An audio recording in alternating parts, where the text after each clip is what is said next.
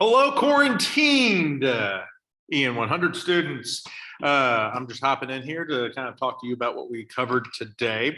The first thing we did was we actually watched a video, and if I can just switch it over to my sharing screen, you'll be able to see the video. I'm not going to show you it, but I have link it below this video so you can see it.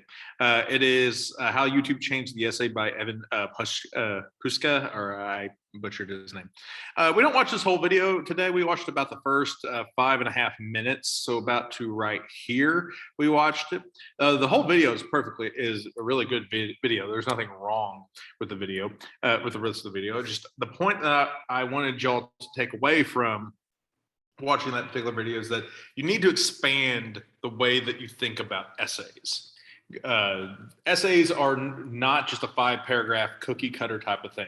They come in all kinds of shapes and sizes. Think of it more like a house. Essays are kind of like houses where not all the houses are exactly the same. Some people have a bigger kitchen. Some people have a bigger bathroom.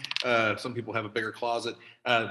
They all look different, but there's certain key aspects of a house that you have to make it a house. And that's the same thing with an essay. There's certain key aspects to an essay that you have to make it an essay, but they'll come in different shapes and sizes. And that's what we're kind of talking about today with this particular PowerPoint that we're talking about, which is the components of an essay. So here are the basic components that every essay needs to have.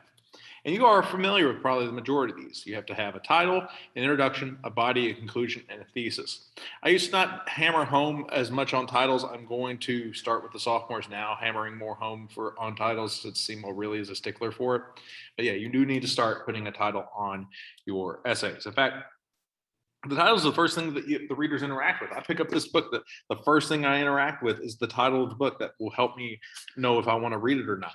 The title should give the readers an idea of what is actually inside the essay. They also need to be interesting and catchy enough to grab the reader's attention.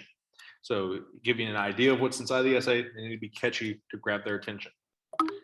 You need to avoid, though, generic titles like reflective essay, literacy narrative, English essay, portfolio, etc. Basically, name of the assignment essay.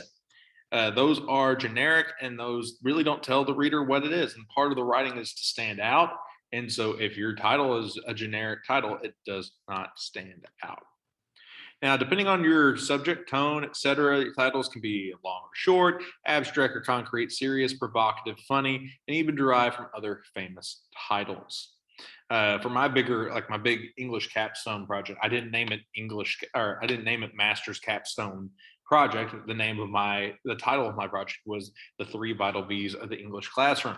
And so that was the title that I kind of went with, that helped introduce the reader to what was going on. What's this essay about? Oh, it's about the 3 Vital V's of the English Classroom. Next one is the introduction. You are familiar with introductions. Your introduction is your first chance to draw the reader in and engage them, so make it interesting. You need to introduce the topic before you jump straight into it. The video that hopefully you watched the first 5.5 minutes of, the guy did not jump straight in saying YouTube changed the way that essays are viewed. No, he kind of gave us a brief history of like how we came to think of essays the way we think of them. So he gave some background information. You could also tell a personal story related to the topic, or even make a comparison to make the topic a little bit more accessible. Don't just give your readers an outline. Don't just say, here's what this essay is about. Bam, bam, bam, bam. This is the essay.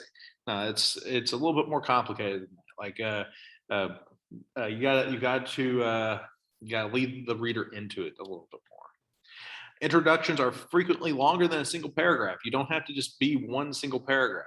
Some topics require more space to adequately set up. Don't feel like you have to cram everything into one paragraph too. You can break it up into multiple paragraphs, but you still don't want to overstay your welcome. People will lose interest if you take too long to get to your point. Average rule of thumb, once you start getting over a page, you might want to start wrapping up your introduction. But they don't have to be super, super long, like a whole page. It just depends on what you're writing about. Sometimes you need a longer introduction, sometimes it's not so long. The body, this is the core of your essay. This is where you'll provide the audience with the necessary information, discuss various viewpoints, offer plausible explanation, and make connection between different ideas. This does the most of the lifting. This is essentially the essay.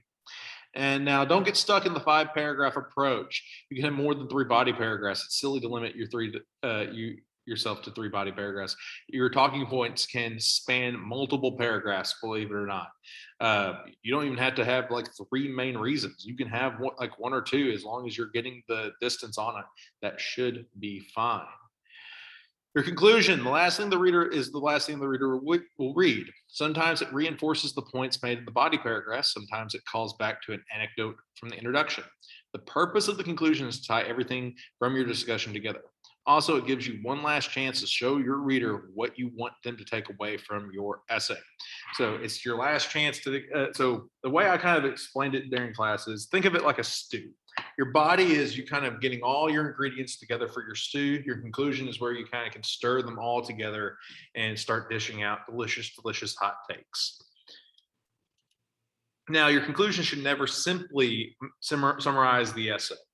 You can summarize the essay somewhat, but that shouldn't be all it does. It needs to add a little bit more of direction, point the reader in a direction, point the reader to the conclusion you wanted them to draw.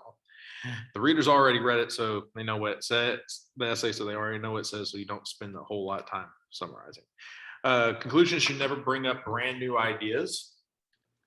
Your thesis is the last thing we need to talk about. Every essay has a point. In fact, pieces of writing that don't have a point are called stream of consciousness. It's kind of like reading. Sometimes stream of consciousness writing can be good and kind of get to a point, but often when in the hands of an experienced writer, it sounds like a schizophrenic. You're reading the thoughts of a schizophrenic. But every essay has a point, and that point is the thesis. The essay's point or the thesis is determined by a combination of both the purpose and the topic that you're writing towards. The topic changes, then the purpose you are, they go hand in hand. Let's say you have the same topic. Let's say you're talking about thumbs, but your purpose is to inform about thumbs. So that's going to change what you're talking about with thumbs. But let's say you're trying to persuade that we should cut people's thumbs off. I don't know why you'd persuade people doing that, but let's say that's doing that. Then all of a sudden your purpose with the essay changes because the purpose had changed. So those two things work in tandem to determine the thesis, which is the whole point of the essay. Theses come in 2 types. The first type you're more familiar with, which is the explicit thesis. This is a type of thesis that is contained in a clear, specific, or explicit statement that encapsulates the main idea of the essay. Basically, you at one point you say, this is kind of what the whole essay is about. For inexperienced writers or novice or amateur or at this stage of level that you're at, not to try to sound pejorative, for inexperienced, that's probably better. Inexperienced writers, this helps anchor you if you use an explicit thesis. It helps you have a better idea of where you're going. Even me, which not to toot my own horn, I feel like I am an above average writer. For my big master's capstone, I had an explicit thesis to help keep me grounded through all of those pages upon pages of things that I had to go with. It can appear anywhere in the essay, but most of the time it appears at the beginning. The other place it frequently appears is at the end. This is called a delayed thesis. All right, finally, you also have this thing called an implicit thesis. Think of literature, like when you're reading a book, they don't have an explicit thesis statement. You kind of have to read between the lines to get to the thesis. That's kind of what or the moral of the story, that's kind of what an implicit thesis statement is. This is the thesis statement that never appears in the essay. The author does not go out of their way to say, hey, this is what I'm talking about. Instead, the author communicates the thesis through more subtle methods. This is a more difficult task to accomplish, but when done right, the reader overall is more engaged with the essay as a whole. All right, so that is the presentation. Tomorrow I'll be back with a presentation that talks about recursive writing. If you have any questions for me, please email me at pdavidson.k12.mo.us, and I will see you later. Bye-bye.